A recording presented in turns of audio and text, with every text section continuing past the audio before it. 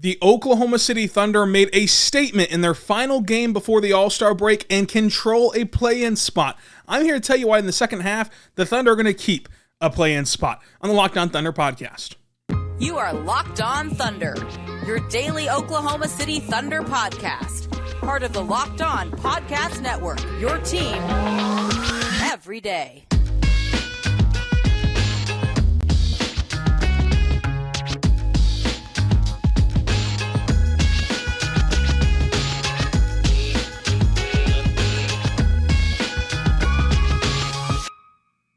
Let's get it going on the Locked On Thunder podcast, on the Locked On Podcast Network, your team every day. I am your host, media member and editor-in-chief over at thunderousintentions.com, Rylan Stiles. You can follow me on Twitter at Rylan_Stiles. Follow the show on Twitter at LOThunderPod. Email the show, lothunderpod@gmail.com. On today's show, brought to you by FanDuel. FanDuel is the official sports book of Locked On. Make every moment more by visiting FanDuel.com/LockedOn today to get started. We're going to dive into the Oklahoma City Thunder making a statement in their win over the Houston Rockets, and going into the All-Star break, they control a play-in spot, and why you should feel confident in them keeping a play-in spot as this season progresses. Thank you so much for making us your first listen every single morning, every single day. We're here talking Thunder basketball. Subscribe for free across all podcasting platforms so you never miss an episode. We're going to dive into all of this right now. So the Thunder dominate the Houston Rockets on Wednesday night, 133-96. An absolute onslaught is the headline on NBA.com heading into the All-Star break. The Thunder saw Lou Dort, Jalen Williams, Josh Giddey, SGA. They saw Dario Saric all getting double figures.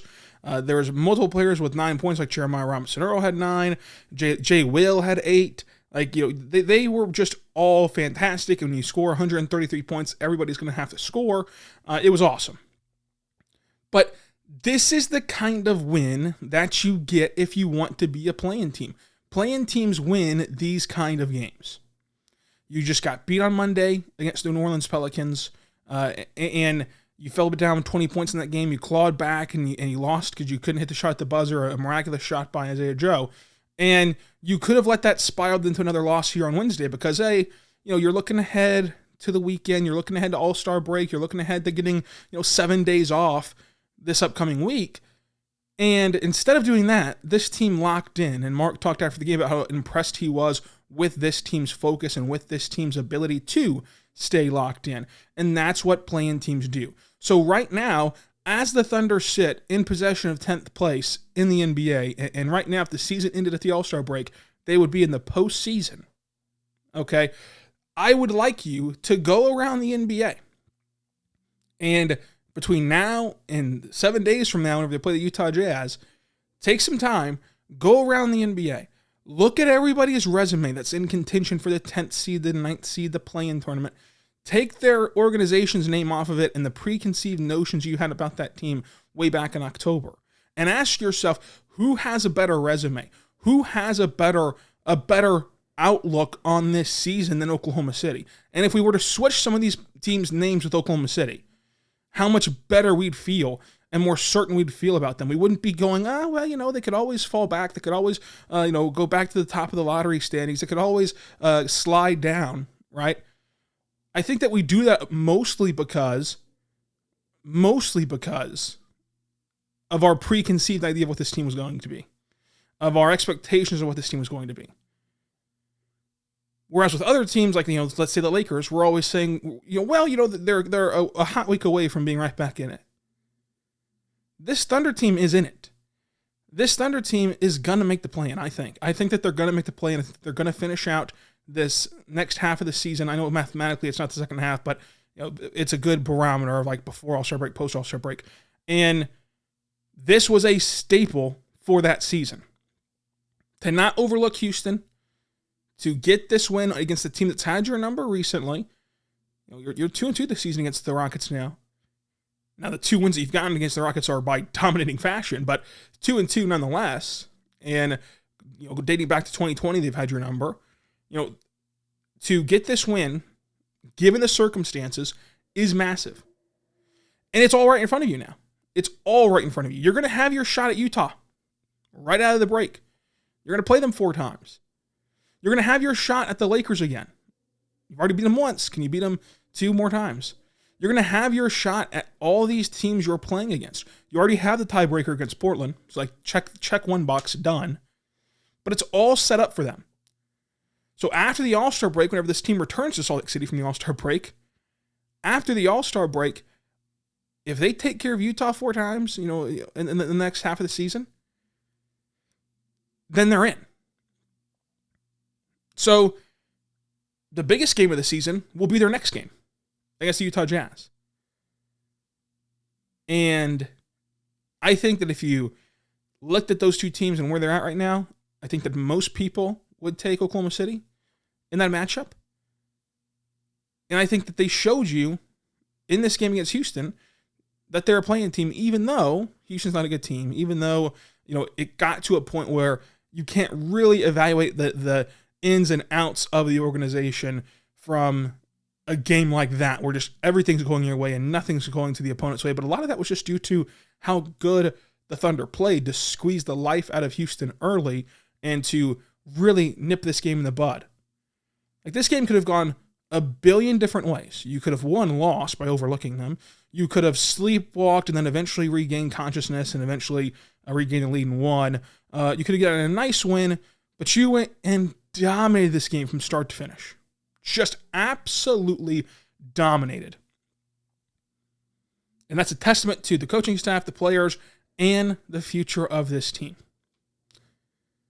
So who out there has a better resume than OKC?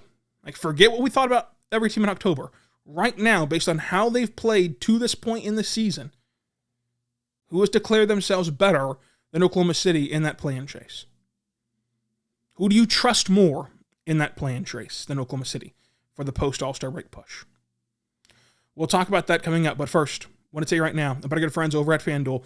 FanDuel Sportsbook, go check them out, FanDuel.com/lockedon. That's FanDuel.com/lockedon. It's the midway point of the NBA season, and now is the perfect time to download FanDuel, America's #1 sportsbook, because new customers get a no-sweat first bet up to $1,000 whenever you check out FanDuel. That's a bonus bet back of your first bets if they do not win. Just download the FanDuel Sportsbook app. It's safe, secure, and super easy to use. You can bet on everything from the money line to the point spread to who will score the most points in this game, who will hit the most three-pointers in this game. They have player props. They have everything that you want over there at FanDuel. You can go right now. So check it out, FanDuel.com. Let's go together. FanDuel.com/lockedon.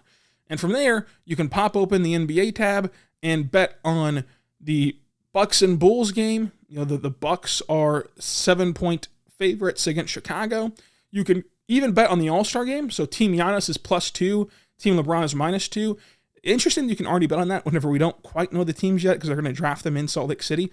But you can bet on who you think will be All-Star MVP. And why not go check out Shai's odds? Shai's odds are +1,900.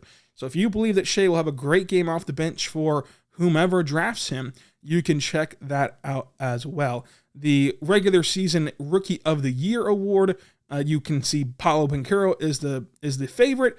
J-Dub is +18,000 to win Rookie of the Year. If you want to see what all that's about, Shai is second in most improved player behind Lauri Markkanen. Shai is at +140. So go check out at FanDuel.com/lockedon and bet on both regular season games, on the All-Star break, on prop bets for the rest of the season, award bets over there, FanDuel.com. Go there right now, FanDuel.com/lockedon, to receive that no-sweat first bet up to $1,000 in bonus bets when you go to FanDuel.com/lockedon to learn more. Make every moment more with the official sports partner of the NBA and the Locked On Podcast Network.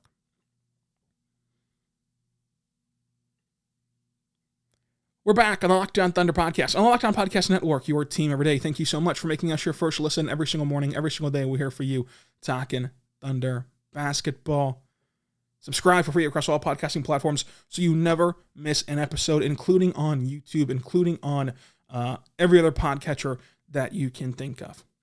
SGA dropped 29 points in this one on 50% shooting from the floor, grabbed 2 rebounds, 6 assists, 2 blocks, in this game for SGA. He was electric. He was exactly what you want your star to be. Josh Giddey, good in this game. 13 points on 50% shooting, 3 rebounds, 6 assists, a steal, a block, only 2 turnovers. And he, in 24 minutes, had a lot of strong drives and finishes. And this is a game where, too, you can flip this around. Shai played under 30 minutes. Josh Giddey played under 30 minutes. So did J-Dub, so did J-Will. These guys played under 30 minutes. Nobody on this team got 30 minutes or more. So that kind of extends your All-Star break in a way, if you want to think of it that way, because you didn't have to exert these guys and run them down to the ground before the All-Star break. But Shai and Giddey were awesome. And they both played well, and they both had some really good highlights and both had some really good moments, especially for Josh Giddey scoring at the rim. But one of the players that stole the show was J-Will. So remember a couple games ago against the Rockets, the last one that they played in the Toyota Center, how the Houston Rockets just dominated the offensive glass, and specifically Tari Eason just dominated the offensive glass and really put an embarrassing showing on the Thunder because of the way he was able to just continue to extend possessions. Well, J-Will in 25 minutes got 15 defensive rebounds. He got 15 defensive rebounds, plus an offensive rebound for 16 rebounds total. He also got 2 steals. He also drew 3 offensive fouls. With a plus 15 in this game, everyone's plus minus is crazy in this game. It was a plus 15 in this game, scored 8 points with 2 threes. J-Will is a true weapon on that defensive end. Not only because of his ability to do what he did with 15 defensive rebounds and eat up space with his body and his frame and his boxing out ability, but also when he's drawing offensive fouls, that's huge. And you're seeing him get better and better as the season progresses, as the season continues, at walling up without fouling. Now, he had 3 fouls in this game in 25 minutes. But if you remember back on New Year's Eve, whenever he kind of got his run against Joel Embiid the first time around, he had 4 minutes. He had 4 fouls, I believe it was the same 20 minutes in that game. 4 or 5 fouls even. He's always been on the verge of fouling out at the start of him getting majority minutes or rotational minutes, and that's been cut way down. That's been cut dramatically over the course of this season as it's gone on. And then J-Dub continues to be fantastic. There are few things that you can say about J-Dub that has not been said already. Jaylin Williams, 13 points, 71% from the floor, 1 for 2 from 3. 4 rebounds, 2 assists, a steal. J-Dub is such a polished and mature rookie that you cannot overstate his value. You cannot overstate the winning impact that he makes on this team. So he was awesome. 4 of your 5 starters were incredible, and then Lou Dort was also good. Still wanted to see that shot come back around. Now, this is 2 straight games of not shooting from 3 very well, but he did shoot at the rim very well, and inside the arc very well, shooting 55% from the floor, but just 1 for 5 from 3-point land, which was all of his misses. So he didn't miss inside the arc. Went 4 for 4 at the free throw line, 3 rebounds, 3 assists, a steal, and 15 points. Lou Dort played a good game. He played a good game. But again, you want to see him get that 3-point shot back around to where it was before the injury. That's standard practice. It'll come back to him. I think that'll get his legs back under him here, especially after the All-Star break, because since December, he'd been shooting 40% from 3. So I think that he's going to heat back up once the All-Star break is over and once he's back in the swing of things. But the starting lineup played really, really well, and they are, by and large, the reason why you got this win, the reason why you were able to pull away from the Houston Rockets, because they simply outclassed the Houston Rockets starting 5. They just outclassed them, especially in meaningful minutes.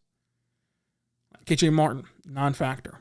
Jalen Green, non-factor, got hurt in this game with that groin injury. Hopefully he's all right, and hopefully he'll be available, for the weekend, and he can enjoy the All-Star weekend as well. But Şengün, non-factor, did not play fantastic. Jabari Smith, I mean, 15 points on 50% is probably some of his best work in Houston, especially 2 for 4 from 3. But how much of that came when the game was already out of hand? I mean, there were moments where he wasn't even being guarded at the 3-point line, which is what his calling card was back in the pre-draft process. And so you outclassed the Houston Rockets, and you're supposed to outclass the Houston Rockets. They did what they were supposed to do. The Thunder took care of business. But how often have we said, over the lifetime of this franchise, but especially, right now, like, oh, this team didn't take care of business. This team overlooked this opponent. This Thunder team just, could not rise to that occasion, could not put a worse team than them away. They played down to their competition. They play up to their competition. Like, we say those words about this Thunder team, about the Thunder teams of the past a lot. And so they do deserve their props for taking care of business against the Houston Rockets. They do deserve their credit for that, even though Houston is not a great team. Dario Saric got his debut and did it excellently, shooting 4 for 6 from the floor, 1 for 3 from 3. His first bucket was a putback layup, so he got his first rebound and points right out of the chute, with 5 rebounds total for him, a steal, and 12 points. He was a plus 10 in this matchup with 14 minutes of action. Dario Saric is going to be a nice fit, and I said that at the deadline. You can go back and listen to the trade deadline podcast that I did last Friday to recap what I think about Dario Saric in this move and how he fits in OKC, but he was really good against Houston. Jeremiah Robinson-Earl, after a really bad game against the Pelicans in his first NBA game back, he bounced back in a massive way, 3 for 4 shooting from the floor, 3 rebounds, 9 points. Like, that's really good work in 18 minutes for him. Played better defense, I think, moved his feet better defensively in this game for OKC. And Tre Mann pulled double duty with Aaron Wiggins. So Wiggins played nearly 10 minutes. Tre Mann did play 10 minutes after playing for the Blue earlier in the afternoon. Wiggins scored 6 points, 4 for 4 from the free throw line, 1 for 1 from the floor, and 2 rebounds. Tre Mann played 10 minutes, went 1 for 3 from 3, and 1 for 4 overall, on his way to 4 points because he went 1 for 2 at the charity stripe as well. And then you got some run for Eugene Murray, which is good to see because he had that ankle sprain on Monday. And Lindy Waters, 2 for 7 from 3, 6 points. You got some burn as well. This was an all-out, like, everyone got to play. Everybody got to shake the rust off heading into the All-Star break. And everyone got to play well. We'll talk about how the Thunder won this game coming up. We're back on the Locked On Thunder podcast, on the Locked On Podcast Network, your team every day. Thank you so much for making us your first listen every single morning, every single day. We're here for you, talking Thunder basketball. For your second listen, check out the Game to Game podcast. Make every moment and recap every moment from the association from the night before, including the top performances, the great results on the Locked On Game to Game podcast. It covers every game from across the NBA with local breakdowns that only Locked On can deliver. Follow Game to Game Locked On NBA, available on the Odyssey app, YouTube, or wherever else you get your podcast from. That's Game to Game Locked On NBA. And in this game against Houston, the Thunder were excellent. They were just excellent. They once led by 42 points. They had 2 lead changes, 2 times tied. The Rockets' biggest lead was 1 point way back in like the 5 minutes into the game or whatever it was for Houston to have that 1 point lead. The Thunder win 133-96. They out-rebound Houston 49-47. They forced 17 turnovers. The Thunder did have 10 turnovers, though. The Thunder shot 48% from the floor, 26% from 3, and 85% at the free throw line, while the Rockets shot 33%, 27%, and 68%. The Thunder dominate points in the paint, 64-38. Houston wins second chance points, 20-14. And the Thunder dominate fast break points in a plus 10 in that category for this contest. It's awesome to see this Thunder team go to work in this game. They only made 9 3-pointers, but still were dramatically better than Houston and still dominates Houston on the scoreboard because Houston only made 10 3-pointers on 37 attempts for themselves. What a game it was. And again, I know you can be saying to yourself, it's the Houston Rockets. What does it matter? It's just the Houston Rockets. But this was a take care of business type of game. We all get to head to Salt Lake City now, riding a high, feeling good, and with the Thunder here in control of a playoff spot. That's pretty freaking cool. Like, that's pretty awesome for OKC. It is.